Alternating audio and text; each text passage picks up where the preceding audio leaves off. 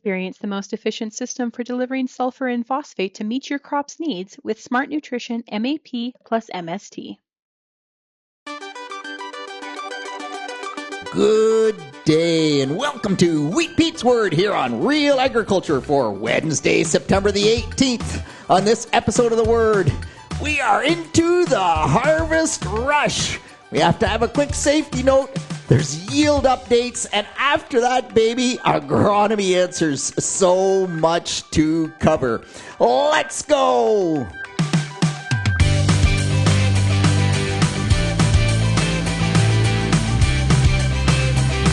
Yes, I have to start off with a quick birthday shout out to my great friend Rob from Staffa.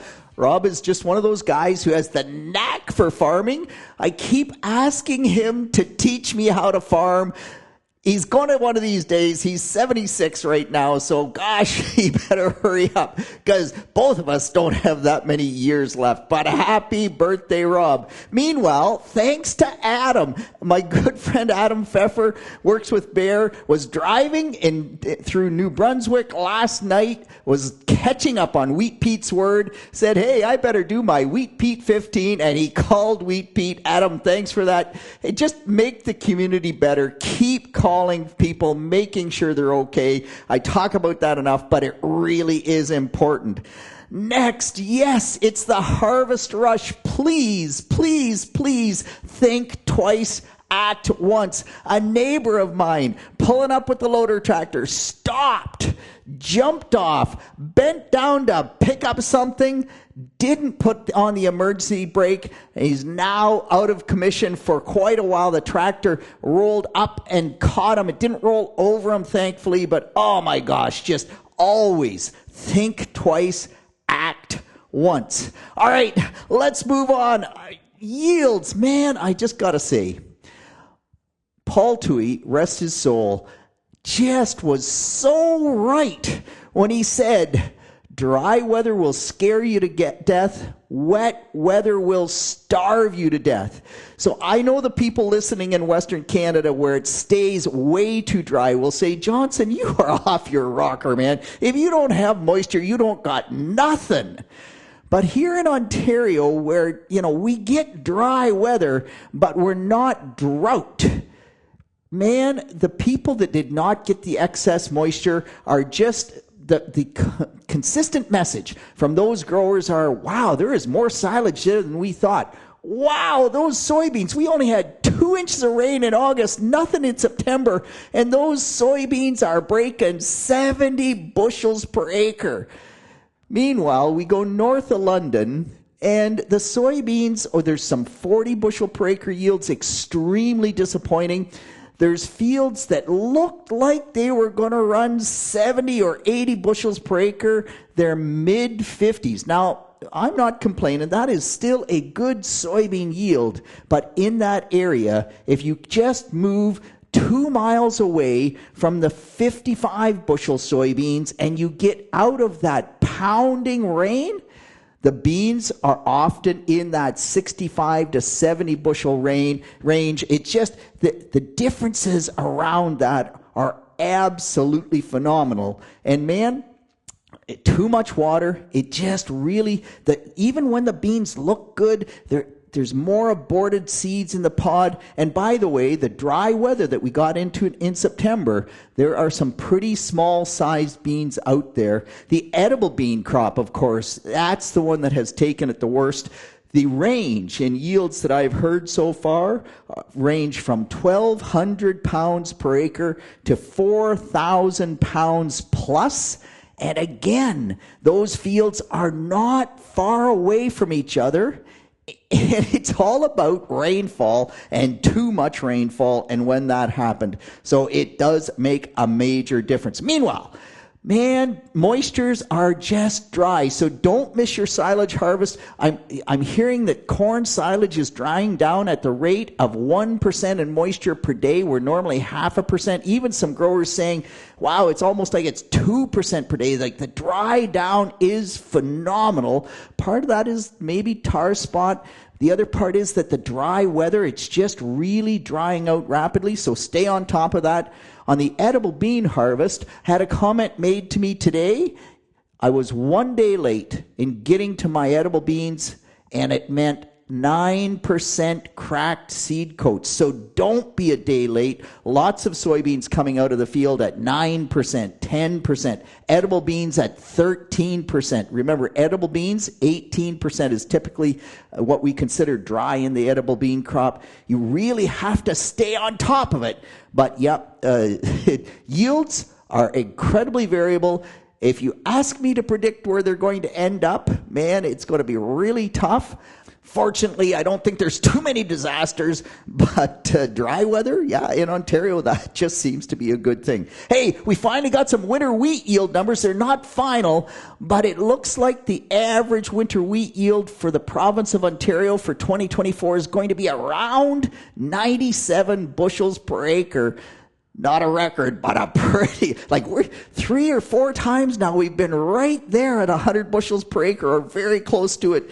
2024 was another year, but we just didn't have quite enough oomph to get over that. All right, I got to move on, and I just have to say, I have red clover envy. So both Dan on Twitter and John sent me a text of their red clover crops, and they are phenomenal. They are waist high, they are thick, they are in flower.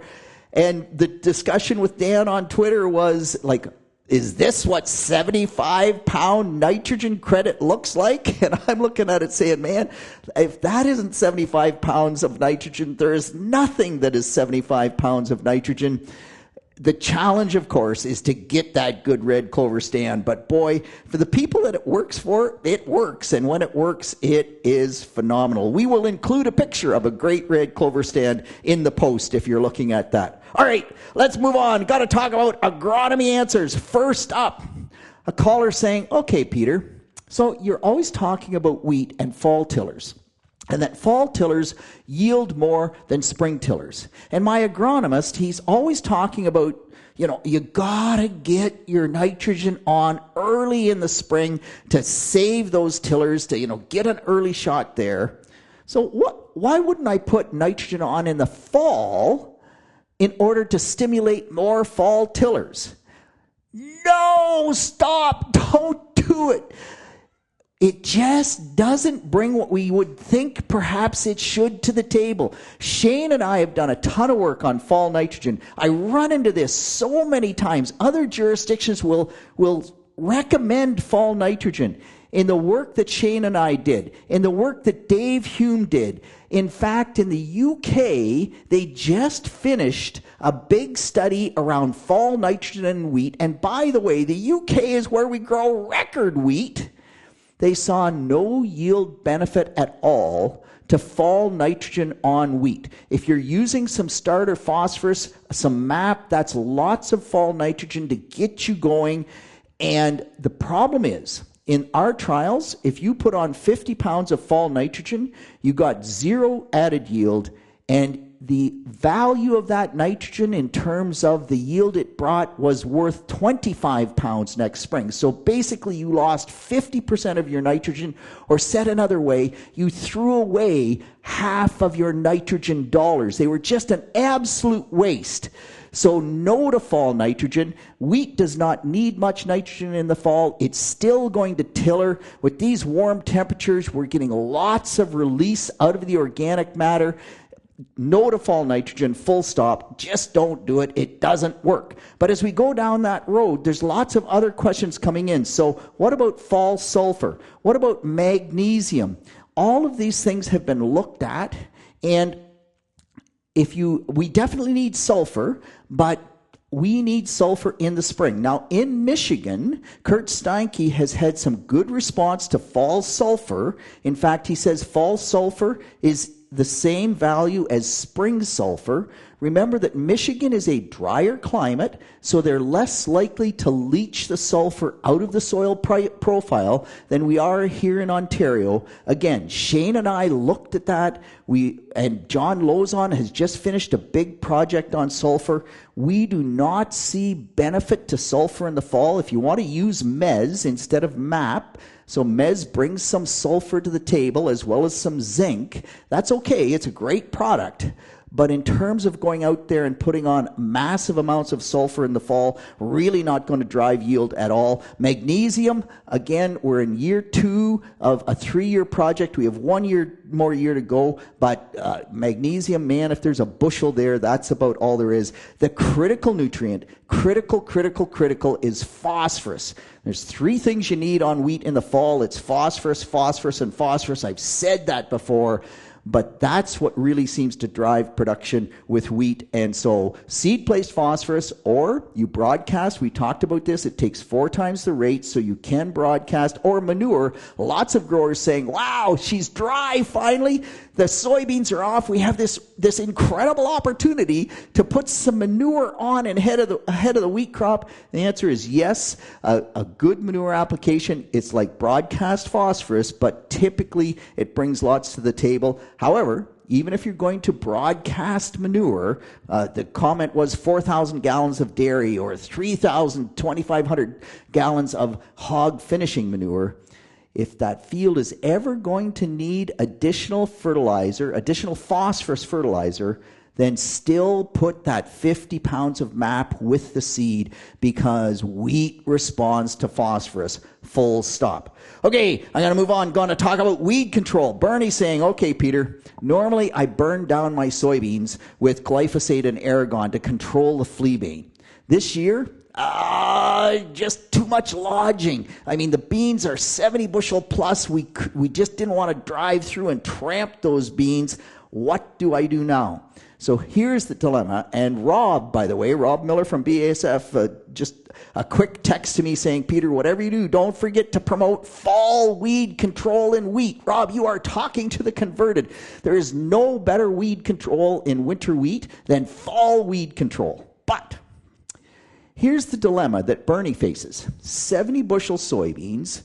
He wants to plant his wheat as quickly as he can, exactly what he should do. The residue from 70 bushel per acre soybeans, man, if you have tiny little flea bane there, the pretty good chance that that flea bane is going to get buried, or some of it will get buried in the residue, or chickweed, or, dandelions. And then if we spray immediately after we take that soybean crop off, before we plant the wheat, or we plant the wheat and we wait 2 days, because wheat is coming up incredibly fast with this heat. So if you're going to use a glyphosate weed control program pre-emerge on the wheat crop, that window is really narrow. Man, if those small weeds are covered up with residue, particularly fleabane, and we're using Aragon, which is a great fleabane control product, but it's contact. If you don't hit the weed, you're going to miss them. So the other option, and I think where Bernie is going to go, is we're going to plant the wheat, wait for it to emerge, get to 3 leaves, and do fall weed control in emerged wheat, because there's a good chance we'll get better control. The risk is that it starts raining and we can't actually apply when we want to later on this fall. But given how dry it is, I think that's worth the risk. Go through the thought process. If you have big residue, you might want to wait for a post-emerge treatment in your winter wheat. If not, man, if you have 40 bushel wheat, just get out there with glyphosate and Aragon, get the job done, and make sure that we don't have weedy wheat next spring. Okay, I want to move on. And Matt asking about seeding depth, and lots of questions around this because it is so dry. And do we do tillage to get the seed deeper? Some agronomists worried that if you go over 1.5 inches deep, that the coleoptile won't extend long enough to get that wheat out of the ground. When it's this warm, you can plant wheat up to 3 inches deep, and it will emerge. The coleoptile will extend further than it normally does. There is a genetic component there, but it really is temperature dependent. And We can plant wheat up to 6 inches deep, and in fact, they do that. I've talked about this before in Mexico at Sept to test those genetics and just how strong their emergence is. I'm not suggesting you ever go to 6 inches deep, but when it's this warm, if you can find moisture up to 3 inches deep, plant into moisture up to 3 inches deep. Again, if the drill will go that deep, because it will come up so rapidly. It will be up in 7 or 8 days at the most, and there's no rain in the forecast for 7 or 8 days. It'll be up before we even have the opportunity to get rainfall to start shallower planted wheat. If you can't find moisture up to 3 inches deep, then you just have to make the decision, I'm going to plant and hope, and then you question what seeding rate, because we don't know if it's going to rain on the 1st of October or the 20th of September or the 15th of October. And on the 15th of October, I want more seed per acre planted than I do on the 1st of October. So that becomes a challenge. Or you wait until there's a really great chance of rain in the forecast, and you're saying, okay, 2 days from now, there's a 100% chance of, 15 millimeters of rainfall, and you plant then because you know what seeding rate you should use. But for goodness sakes, the big risk, it's dry now. When that changes, maybe we'll go wet again, and it's much better to have wheat seed in the ground waiting for rain than it is to have wheat seed in the bag planting too late because of excess moisture. So I'm just not a real believer in leaving it in the bag and waiting till after the rain. Everything is a risk, but man, I want the wheat in the ground if I can. The trick is to make sure you get it either into moisture or that you're ahead of the rain, but in a reasonable time frame, so we know that proper planting rate. Kevin asking, okay, Peter, so, in my soil, you can wick moisture up. If we compact that soil, should we add more downforce to the drill? In pulled beans, Kevin, like you are dealing with, you ran over it lightly with the VT operation to take the rod weeder ruts out of it or make that ground level.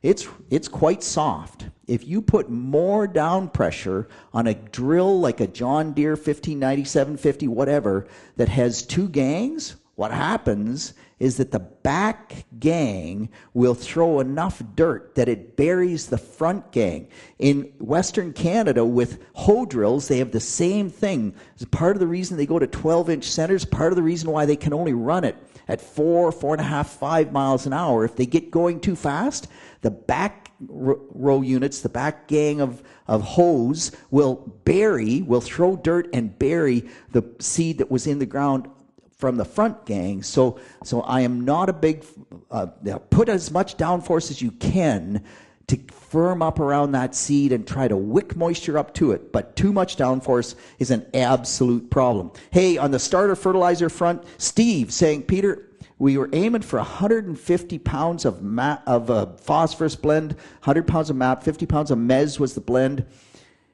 We made a mistake. We're at 200 pounds per acre. We planted into moisture, 1.75 inches deep, but am I going to get a stand of wheat? So our experience has been that once you go over, 100 pounds of a phosphorus product per acre, you don't get any more yield benefit. So that would be my starting place, Steve. To go to 150 pounds, I understand what you're trying to do, get a bit of fall sulfur there and get more phosphorus without adding a lot of cost.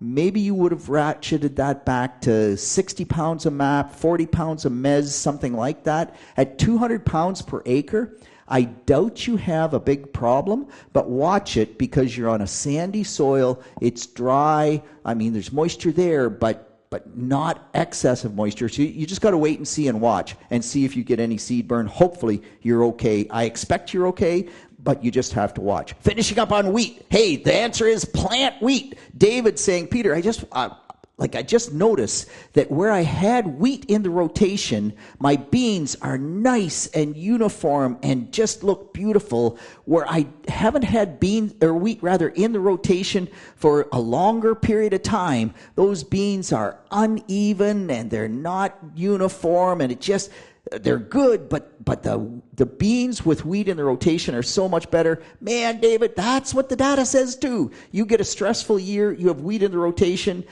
life is a lot better. So I'm glad it's an early planting season. I'm glad we're early with harvest. There's more wheat acres in the going in the ground. Whatever you do, plant wheat. All right, I need to quickly move to corn. There's lots of top dieback in corn. I'm getting lots of questions about what is going on. So it could be anthracnose, but it's not. We have not seen anthracnose in the corn crop. What it really is the fact that it was wet early. The corn crop is shallow rooted. We're trying to fill those kernels. We've got a massive demand on the plant to fill those kernels. We've got tar spot in a lot of fields that has really reduced the amount of photosynthate we're getting from the bottom leaves. Most of the top leaves still have something, but the plant has pulled everything it can out of the bottom leaves. Now it still needs more. There's not enough photosynthate happening. It's dry. We're driving quickly to harvest because of that, so it's starting to rob the top leaves of nutrients to fill that cob. And so it's simply a big draw on nutrients, just like we saw in soybeans about a month ago when they were in that massive push to finish. Hey, last canola, man, winter canola acres are up. We thought we had the world by the tail. It's been so dry. Some canola stands are incredibly variable. I'm getting lots of questions about, do we replant the winter canola? Well, I think you have to back up 2 steps and say, if you planted the winter canola and that seed is an inch in the ground, inch and a quarter in the ground, mostly if it was dry, we planted a little deeper than we'd like to.